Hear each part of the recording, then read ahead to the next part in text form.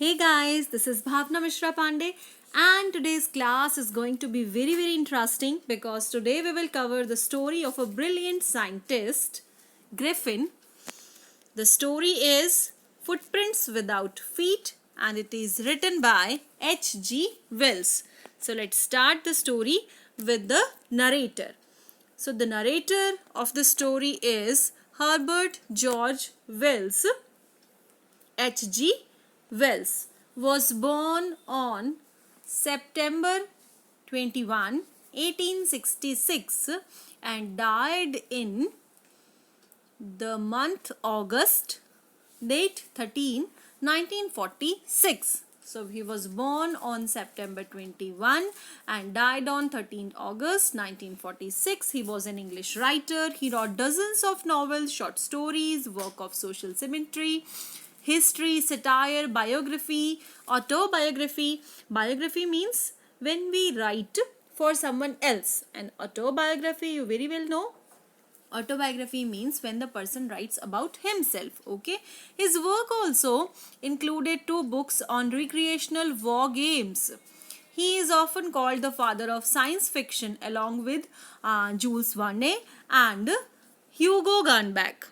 So let's see the lesson at a glance. Before that, I want to tell you about the characters in this story. So the characters are, so the first character is number 1 is Griffin.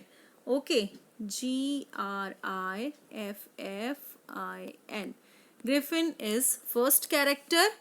Then we'll come to know in the story about number 2, Mrs. Halls. Halls. Mrs. Halls. And she was the landlord's wife at the local inn in Iping. Then number 3 is the constable. He was a village constable named Jaffers. Jaffers. Okay guys. Now let's see the story at a glance. So this story is about a scientist named Griffin. He was a great scientist but little bit eccentric. थोड़ा सा सनकी था. Okay. He discovers the rare chemicals which can make a man invisible, but at the same time the man can be touched and felt physically. So it's strange how you can touch that fellow and you can feel the presence, but that man will be invisible. यानी कि not visible, यानी दिखाई नहीं देता था. उसको आप touch कर सकते थे. अगर वो आपके पास खड़ा है तो आप उसको टच करके उसकी प्रेजेंस को you can feel, but he was invisible because of the rare chemicals which he discovered. So let's start the summary in detail. The story is about a scientist, you know very well the name, Griffin. He had been discovering ways which could make a man invisible and finally swallowed certain rare drugs that made him invisible. So actually he was working on this for a long time. बहुत लंबे time से वो इस पे work कर रहा था, and he found out the ways, the methods so that he could make himself invisible. तो उसने क्या किया? He swallowed some drugs so that he could make him invisible, and उसने अपने आप को क्या बना लिया? Invisible. But the condition was that he must be naked. He will be unseen when naked. अगर उसने कोई कपड़े नहीं पहने होंगे, means if he will be without clothes, तभी वो क्या दिखेगा? Invisible. अगर वो कुछ भी पहन ले अपनी बॉडी पे तो क्या होगा? वो दिखाई देगा. Means Griffin had to remove all his clothes if wanted to be unseen. अगर उसको अनसीन रहना है तो उसको अपने क्लॉथ्स को रिमूव करना होगा. So what happened? He was first noticed by 2 boys in staircase of a house where they could just see his footsteps and started following it. Actually हुआ क्या था? He was barefoot. वो barefoot था. कौन? Griffin. And when he was moving from the muddy area, जब वो muddy area से जा रहा था, mud was there on his feet, उसके पाँव पे मड लग गया. And when he was crossing the stairs, जब वो स्टेयर्स क्रॉस कर रहा था तो उन स्टेयर्स पे इम्प्रिंट्स आ रहे थे. किसके? मड के इम्प्रेशंस वहां पे थे. And the two boys got very surprised and when they saw the muddy impression on the steps of a house in London. And actually those were very fresh footmarks of a barefooted man. And who was that barefooted man? Griffin. And the boys followed them. The impression got fainter and finally disappeared. So वो fainter होते गए and वहां से disappear हो गए, so that nobody could see them. First, as he is feeling cold, so actually that fellow who? Griffin. He was feeling cold. He enters a mall for some warmth. Actually, he was naked. वो क्या था? उसने कुछ भी नहीं. He was nude. उसने कुछ भी नहीं पहना था. So he enters a big London store. After the stores shut down, he decides to wear some warm clothes and eat something. Actually, he was बहुत ज़्यादा भूखा था सुबह से. And he was feeling cold also, उसको ठंड लग रही थी. That's why he entered that store. He first unboxes a few clothes and wears them so that he could keep himself warm, ताकि वो अपने आप को इतनी लंदन की ठंड में अपने आप को गर्म रख सके. So then from the kitchen of a restaurant he eats cold meat and some coffee. Later on, he goes to a grocery store and eat sweets and drinks wine. When he filled his belly very nicely, he then falls asleep on a pile of quilts because he was so much tired from the morning. He was roaming here and there. He was so much tired and it was cold also. And when he filled his belly, जब उसने अच्छी तरह से अपना belly stuff कर लिया था, जब वो बहुत ज़्यादा उसको भूख नहीं थी, he then wakes up in the morning when some of the store's assistants had seen him and started chasing him. Actually store keepers जो थे उन्होंने क्या किया, स्टोर को क्लोज किया and they went out. But after that who entered there? Means at night who was there? There was Griffin. He ate everything and after eating everything he found out a pile of quilts. उसको pile of quilts यानी कि बिस्तर का बड़ा सारा ढेर दिखा and वो उसके ऊपर सो गया. And he got up in the morning, जब वो तब उठा जब उसने स्टोर असिस्टेंट्स को देखा वहां पे. And they started chasing him because अब वो विजिबल था. Why he was visible? Because he was wearing some clothes. उसने अपने आप को गर्म रखने के लिए कुछ क्लॉथ्स पहने हुए थे. He quickly threw away all the clothes he was wearing and became invisible again. So he knew very well, उसको अच्छे से पता था कि अगर मैं क्लॉथ्स को उतार के फेंक दूंगा तो I will be invisible again. That's why what did he do? He removed all his clothes. Then he started roaming around again without any clothes in the cold winters of London. So उसके पास कोई और way out नहीं था. That's why he started roaming here and there in the cold winters of London. So he then decides to steal clothes from a theater company, as he knew he would get something there to cover his face as well. Why did he want to get stealing of clothes and all these things? Guys, you see one thing. Actually वो अपनी सारी चीज़ें कहाँ पहन सकता था? अपनी body पे. तो बॉडी क्या थी? Suppose this is the part of neck, okay, and from here hands, feet, okay. So अगर वो कपड़े पहनता तो ये उसकी स्लीव्स कवर हो गई, ये उसकी बॉडी कवर हो गई, ओके, एंड ये उसके फीट कवर हो गए, ओके. तो उसने अपने कपड़े पहन के ये चीज़ें कवर कर ली, लेकिन ये नेक का पार्ट जो है ये क्या दिखेगा? ये विदाउट एनीथिंग. यहाँ पे तो कुछ नहीं दिखेगा. विदाउट हेड का पर्सन अगर चलेगा लंदन की स्ट्रीट्स में तो हर कोई उस पर डाउट करेगा कि व्हाट इज दिस, है ना. That's why he entered a theatre company, ताकि वो कुछ ऐसा ले ले, बैंडेज वगैरह कुछ ले ले, so that he could cover his face too, ताकि वो अपने फेस को भी कवर कर सके. So he could get something there to cover his face as well. अपने फेस को कवर करने के लिए ही देन स्टील्स बैंडेज. तो बैंडेज उसने कवर की ताकि he should cover his face. अपने फेस के चारों ओर वो बैंडेज कवर कर लेगा, बैंडेज से फेस कवर कर लेगा. Then he took some dark glasses, false nose and a hat from for covering himself. तो इसने ये सारी चीजें ले ली. बॉडी को कवर करने के लिए वो कपड़े पहन सकता था, लेकिन फेस को कवर कैसे करता? That's why he took all these things, means false nose, dark glasses and bandage for his face. He then hits the shopkeeper and steals all his money. So actually he was a little bit eccentric, lawless person you can also use for this scientist. lawless क्यों कह सकते हैं उसको? because अगर उसके पास उसने इतनी अच्छी ड्रग्स इन्वेंट कर ली थी तो उनसे वो कुछ अच्छा काम कर सकता था, बट उसने जो वेज एडॉप्ट की दोज वर लॉलेस. वो कानून उसमें नहीं था, वो कानून के खिलाफ थी. That's why he was a lawless fellow. So he then hits the shopkeeper and steal all his money. उसका मनी चुरा लिया. Soon he realizes, उसको soon क्या जल्दी ही उसको क्या realize हुआ that London is too crowded to live like this, and he decided that he would go to a remote village. क्योंकि लंदन जो था वो ओवर क्राउडेड था, वहाँ पे बहुत सारे पीपल उसको कुछ ना कुछ चीज़ के लिए नोटिस कर सकते थे, उससे कुछ पूछ सकते थे, because so many people were here. That's why he decided to go to a remote village. Remote means बहुत दूर दराज के गांव में जाने के बारे में उसने सोचा. He books 2 rooms at an inn at the Iping village. So where did he go? Iping village.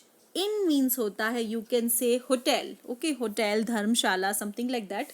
Okay, so what did he do? He booked there 2 rooms. उसने वहां पे 2 रूम्स बुक किए. एंड ये जो इन थी ये किसकी थी? Mrs. Hall's. I told you previously. This was Mrs.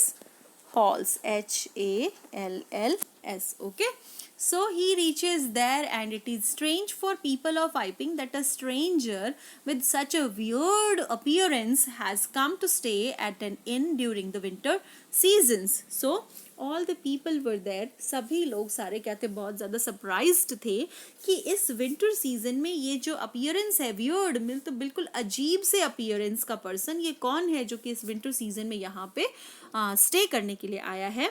Once his money is over, he steals from people and also hits the landlord and his wife when they try to check his room in his absence. You know what happened when his strange episode occurred? क्या हुआ था? A clergyman, C-L-E-R-G-Y, clergyman means church का कोई parson you can say. तो clergyman and his wife were awakened by the noises in the study very early in the morning, and they came downstairs and heard the chink of money being taken from the desk. Actually उसका जो money था, stranger person जो था, means stranger person कौन? Griffin. Griffin का money जब over हो गया, जब खत्म हो गया, so what did he start? He started burglary. Burglary means किसी के घर में फोर्सफुली एंटर करना. So he entered clergyman's house, and there the both husband wife, clergyman and his wife, they listened some noise of किसका उन्होंने noise सुना? Money का. Chink of money being taken from the desk. उन्होंने noise feel किया कि सिक्कों की उनको खनखनाहट सुनाई दे रही थी. And when they reach there, the clergyman flung upon the door. He shouted, "Surrender!" But he was surprised to see that no one was there in the room. Room was empty. Actually सिक्कों की खनखनाहट तो सुनाई दे रही थी, लेकिन वहाँ पे कोई पर्सन नहीं था. Nobody was there. So he got so much surprised कि nobody is here, and the noise of the money, chink of the money I can hear. What's this? So he was surprised to see the room was empty, and he looked under the desk, behind the curtains, even up the chimney too. उन्होंने सब जगह search किया, कहाँ पे?